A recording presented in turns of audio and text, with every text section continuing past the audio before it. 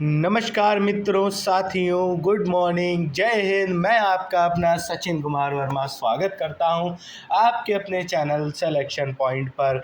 आज तारीख हो चुकी है 30 अगस्त और 30 अगस्त के इस डेली करंट अफेयर सेशन के साथ मैं आपके साथ जुड़ा हुआ हूं, जहां पे आपको करंट अफेयर के कुछ बहुत ही महत्वपूर्ण एमसीक्यू क्वेश्चंस और उनका एक्सप्लेनेशन देखने को मिलेगा। और उसी के साथ मैं आपके लिए लेके आया हूं यूनेस्को वर्ल्ड हेरिटेज साइट। आज आप साउथ इंडिया की यूनेस्को वर्ल्ड हेरिटेज साइट देखेंगे और जो नॉर्थ ईस्टर्न एरिया है, ठीक है, north east area of India है, वहाँ की यूनेस्को वर्ल्ड हेरिटेज साइट्स को देखेंगे कि उनको कब शामिल किया गया यूनेस्को की विश्व धरोहर में। ठीक है, तो सभी लोग इस चीज़ को ध्यान रखेंगे। तो सभी लोग एक बार प्लीज़ वीडियो को लाइक कीजिएगा, शेयर कीजिएगा, चैनल को सब्सक्राइब कीजिएगा, ताकि मैं आपके लिए ऐसा कंटेंट डेली प्रतिदिन लाता रहूं। तो इसी के साथ शुरू करते हैं हम अपने सेशन को। तो सबसे पहले देखते हैं आज के जो थॉट है, आज का मोटिवेशनल कोट है, वो क्या है। The future belongs to those who believe in the beauty of their dreams. ठीक है, तो फ्यूचर किस पर डिपेंड करता है, उन फ्यूचर जो है, ठीक है, आपका जो भविष्य है वो इस आप पर तब बिलोंग करता है जब आप अपने सपनों की अहमियत को समझते हैं। ठीक है, आप अपने भविष्य को सुंदर बेहतर तब बना सकते हैं जब आप अपने सपनों की अहमियत को समझ सकेंगे।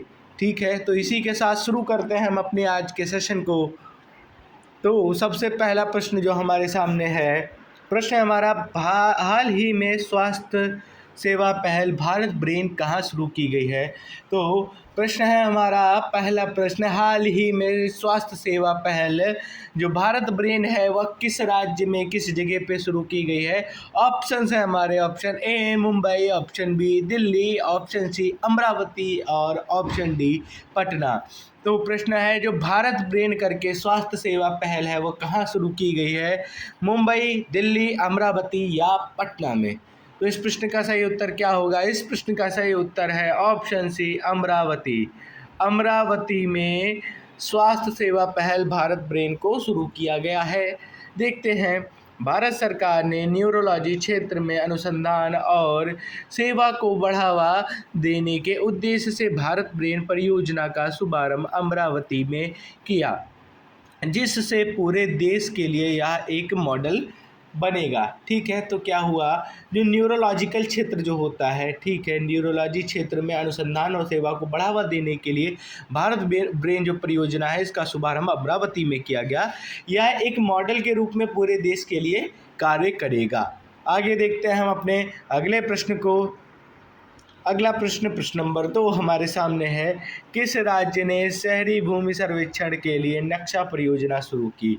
तो प्रश्न है हमारा, भारत के किस राज्य ने शहरी भूमि के सर्वेक्षण के लिए नक्शा परियोजना शुरू की। ठीक है, तो शहरी भूमि मतलब शहर में जो लोग रह रहे हैं उनकी भूमि का सर्वेक्षण करने के लिए, पारदर्शिता और सटीकता को बढ़ावा देने के लिए यह परियोजना शुरू की गई है, जिसका नाम है नक्शा परियोजना। तो वह भारत के किस राज्य में की गई। हमारे ऑप्शंस हैं, option A Jammu Kashmir, option B Puducherry, option C Punjab और ऑप्शन डी है पश्चिम बंगाल। तो नक्शा परियोजना जो शहरी भूमि सर्वेक्षण के लिए शुरू की गई है वह किस राज्य में शुरू की गई है। तो पंजाब, पुडुचेरी, पंजाब, पश्चिम बंगाल, इसमें से कौन सही होगा। तो जो पुडुचेरी है, पुडुचेरी में भूमि सर्वेक्षण के लिए नक्शा परियोजना शुरू की गई है। देखते हैं, पुडुचेरी सरकार ने शहरी भूमि सर्वेक्षण की पारदर्शिता और सटीकता के लिए नक्शा परियोजना प्रारंभ की है, पुडुचेरी की सरकार के द्वारा किया गया है। आगे बढ़ते हैं हमारे अगले प्रश्न की ओर। अगला प्रश्न है, अगस्त 2025 में दिल्ली में मादक पदार्थ तस्करी के खिलाफ राजस्व खुफिया निर्देशालय ने किस ऑपरेशन को चलाया। ठीक है, तो यह प्रश्न पूछा गया है, ठीक है, कि अगस्त 2025 में दिल्ली में मादक पदार्थ जैसे कि आप समझ सकते हैं ड्रग्स हो गया, मेथ हो गए और चरस, गांजा, इस प्रकार की चीज़ों की तस्करी को रोकने के लिए एसआईटी मतलब राजस्व खुफिया निर्देशालय के द्वारा किस ऑपरेशन को चलाया गया। तो ऑप्शन है हमारे, operation rainbow, option B operation Garuda, option C operation smile और ऑप्शन डी ऑपरेशन ब्लू। तो इस प्रश्न का सही उत्तर क्या होगा, यह सभी को बताना है। तो मादक पदार्थों के लिए या जो राजस्व खुफिया निर्देशालय या SIT के द्वारा जो ऑपरेशन चलाया गया उसका नाम क्या है, तो इसका सही उत्तर होगा ऑप्शन ए, ऑप्शन रेनबो। ठीक है, जो ऑपरेशन गरुड़ है या सेना से रिलेटेड ऑपरेशन स्माइल, यह जो है यह स्वास्थ्य विभाग से रिलेटेड है। इसमें बहुत सारे लोगों को क्लिप्ट से राहत दी गई थी ऑपरेशन स्माइल के अंतर्गत। और जो ऑपरेशन ब्लू है यह भी भारतीय सेना के द्वारा चंडीगढ़ में ऑपरेशन ब्लू स्टार चलाया गया था। ठीक है, तो देखते हैं आगे। ठीक है, राजस्व खुफिया निर्देशालय ने मादक पदार्थ तस्करी के विरुद्ध में ऑपरेशन रेनबो का संचालन दिल्ली में किया। ठीक है, तो SIT के द्वारा कहाँ, दिल्ली में इसका संचालन किया गया, जिसका नाम था ऑपरेशन रेनबो। ठीक है, आगे बढ़ते हैं हम अपने अगले प्रश्न की ओर। अगला प्रश्न क्या कह रहा है, केंद्रीय मंत्रिमंडल ने भारत की बोली को किस वर्ष राष्ट्रमंडल खेलों में मेजबानी करने के लिए बोला।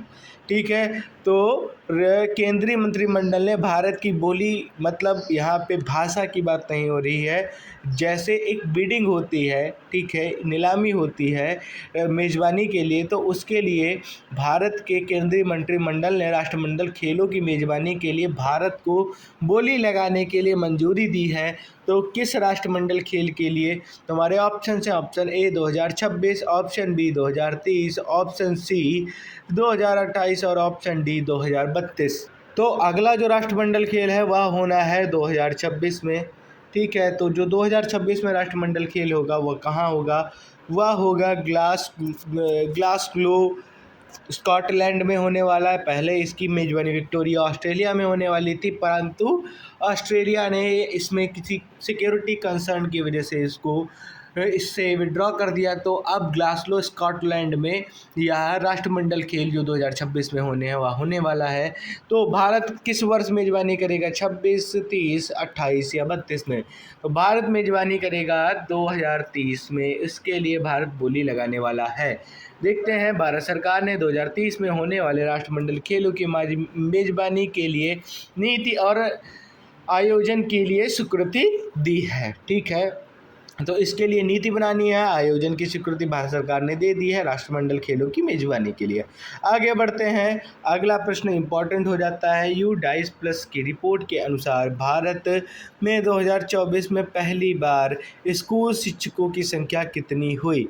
ठीक है, तो UDAIS+ क्या है यह आपको पता होना चाहिए। तो जो UDAIS+ है यह एक टेक्निकल या कह सकते हैं ऑनलाइन प्लेटफॉर्म है, जिसमें स्टूडेंट्स और टीचर्स की एक जितने भी विद्यालय चल रही हैं उनकी रिपोर्ट यह तैयार करता है, उनका डाटा सेव करके रखता है। तो उसके अनुसार भारत में कुल स्कूल शिक्षकों की संख्या कितनी हो चुकी है। ऑप्शन है हमारे 80 lakh, option B 90 lakh, option C 1 crore और ऑप्शन डी है 70 लाख। तो भैया जो 2024-25 में UDAIS+ की रिपोर्ट के अनुसार, ठीक है, 6.7% की वृद्धि के साथ 1 करोड़ शिक्षक हो चुके हैं पूरे भारतवर्ष में। ठीक है, तो UDAIS+ को 2018-19 में इंट्रोड्यूस किया गया था भारत सरकार के द्वारा। इसकी फुल फॉर्म है unified district information system for education plus. ठीक है, तो इसकी फुल फॉर्म क्या है, unified district information system for education plus, और इसको 2018-19 में इस्टेब्लिश किया गया था। आगे बढ़ते हैं, देखते हैं, शिक्षा मंत्रालय की रिपोर्ट के अनुसार पहली बार शिक्षकों की संख्या 1 करोड़ के पार पहुंची है, जिसमें 6.7% की वृद्धि दर्ज की गई है। ठीक है, आगे बढ़ते हैं, अगला प्रश्न है हमारा, विश्व पैरा एथलेटिक चैंपियनशिप 2025 पहली बार किस भारतीय शहर में आयोजित होगी। तो यह 27 दिसंबर से लेके 5 अक्टूबर तक की भारत में होने वाली है। स्टेडियम का नाम मैं बता देता हूँ, जवाहरलाल नेहरू स्टेडियम।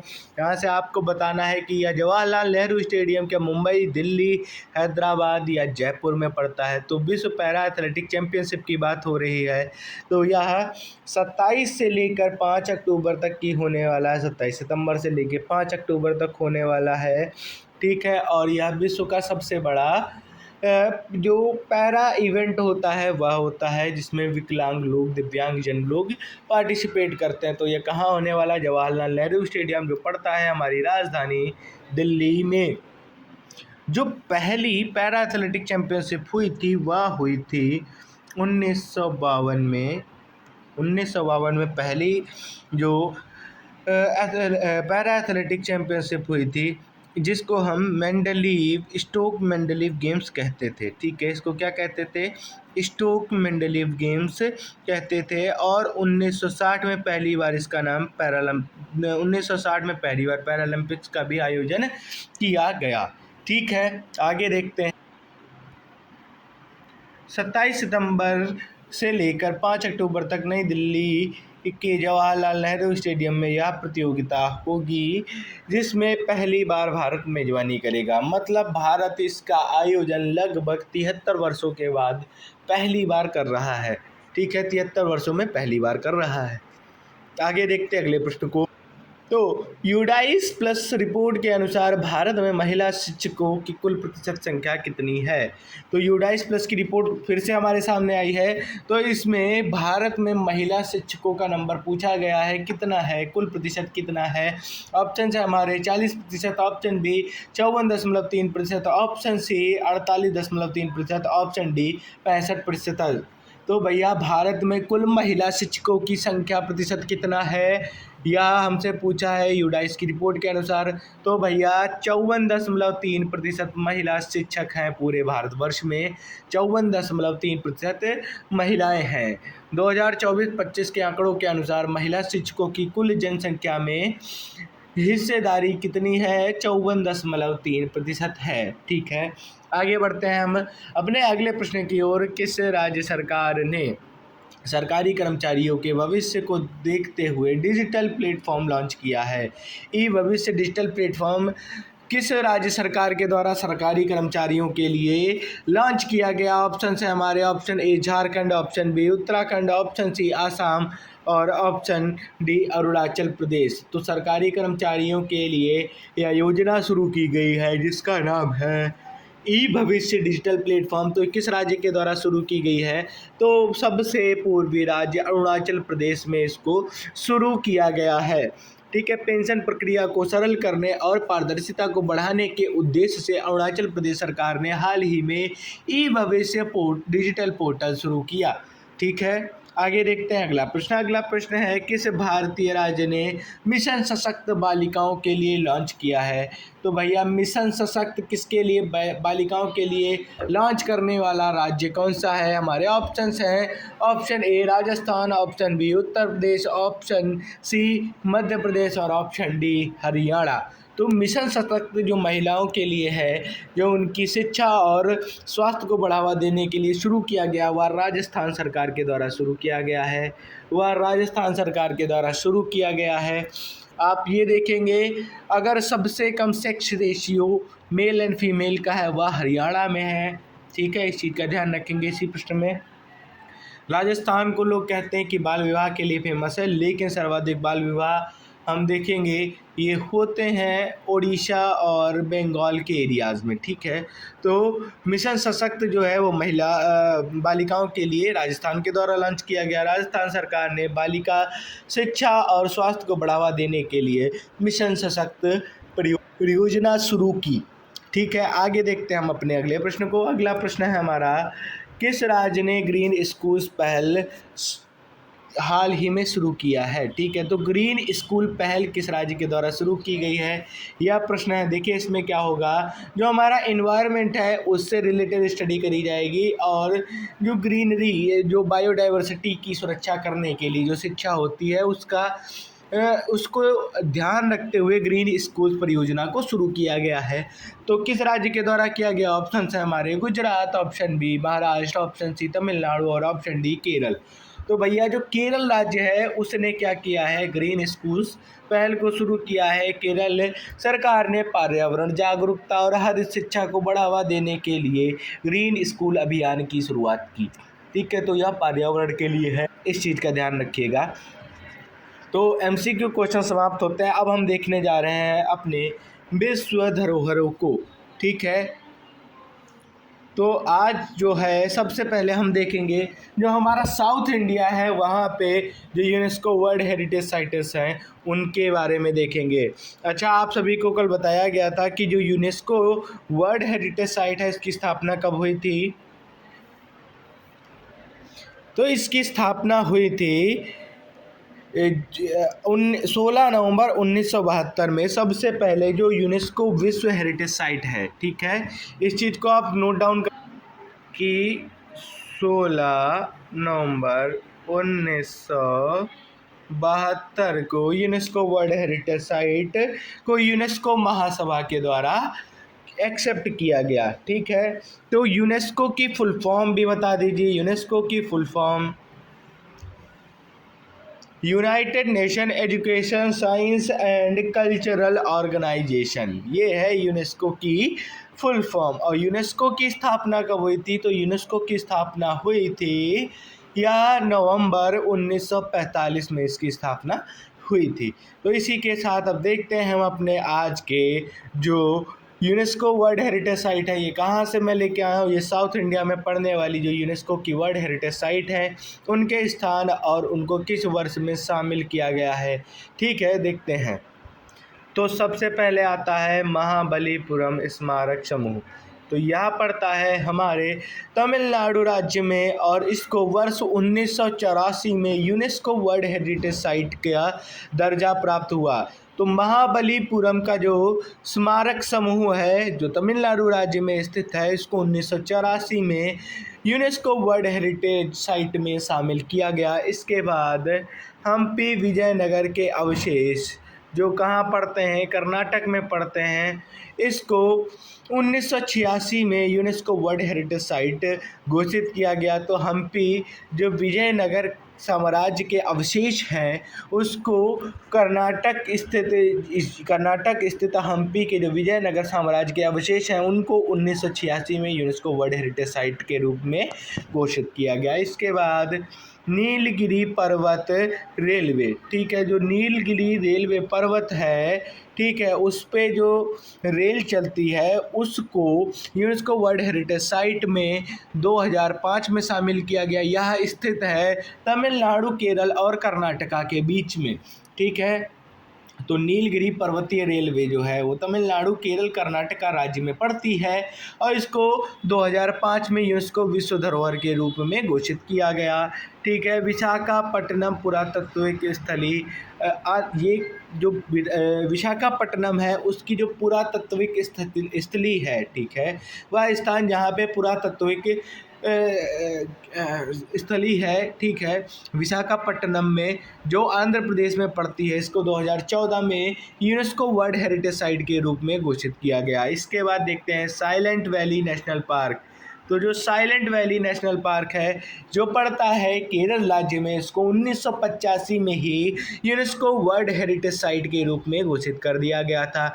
जो साइलेंट वैली नेशनल पार्क है इसको केरल में जो पड़ता है इसको 1985 में यूनेस्को वर्ल्ड हेरिटेज साइट के रूप में घोषित कर दिया गया था।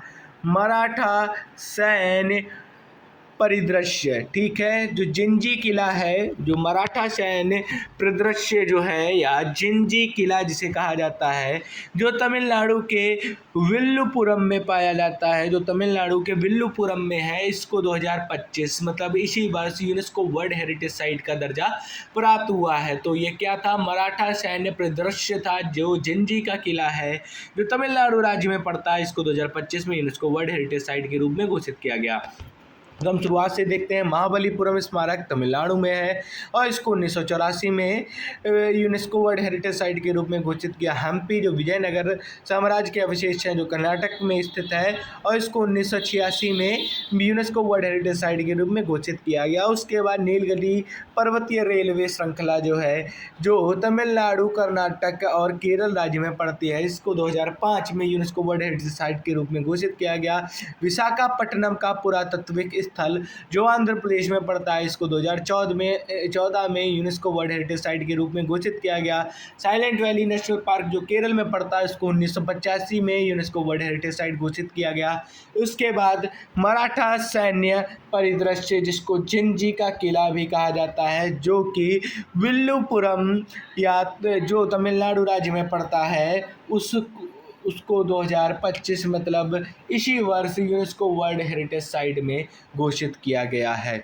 इसी के साथ बढ़ते हैं हम अपने अगले यूनेस्को वर्ल्ड हेरिटेज साइट्स को, देखते हैं कौन कौन सी हैं। तो अब हम देखने जा रहे हैं पूर्व उत्तर भारत के यूनेस्को विश्व धरोहर स्थल। तो जो पूर्व उत्तर भारत है उसके यूनेस्को विश्व धरोहर स्थल को देखना है हमें। तो सबसे पहला आता है काजीरंगा राष्ट्रीय उद्यान। तो ये कहाँ पड़ता है? यहाँ पड़ता है आसाम में, और इसको 1985 में यूनेस्को विश्व धरोहर स्थल, यूनेस्को वर्ल्ड हेरिटेज साइट के रूप में घोषित किया गया। उसके बाद अगला आता है मानस वन्य जीव अभ्यारण्य। तो मानस वन्य जीव जो अभ्यारण्य है, इसको भी 1985 में ही यूनेस्को वर्ल्ड हेरिटेज साइट घोषित कर दिया गया। वह भी आसाम में ही पड़ता है।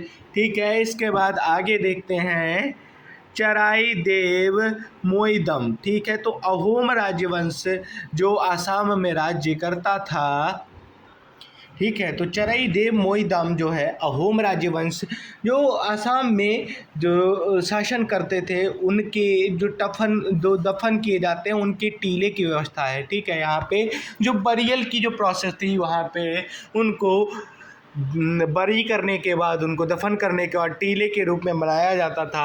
यह आसाम के चिरादेव में स्थित है। इसको 2024 मतलब पिछले वर्ष ही यूनेस्को वर्ल्ड हेरिटेज साइट घोषित किया गया है। तो जो पूर्वोत्तर भारत में आप देखेंगे जो काजीरंगा नेशनल पार्क है, राष्ट्रीय उद्यान है, उसको 1985 में यूनेस्को वर्ल्ड हेरिटेज साइट में घोषित किया गया। यहाँ असम राज्य में। फिर उसके बाद मानस वन्य जीव अभ्यारण्य, इसको 1985 में यूनेस्को विश्व धरोहर स्थल के रूप में घोषित किया गया। यह भी असम राज्य में है।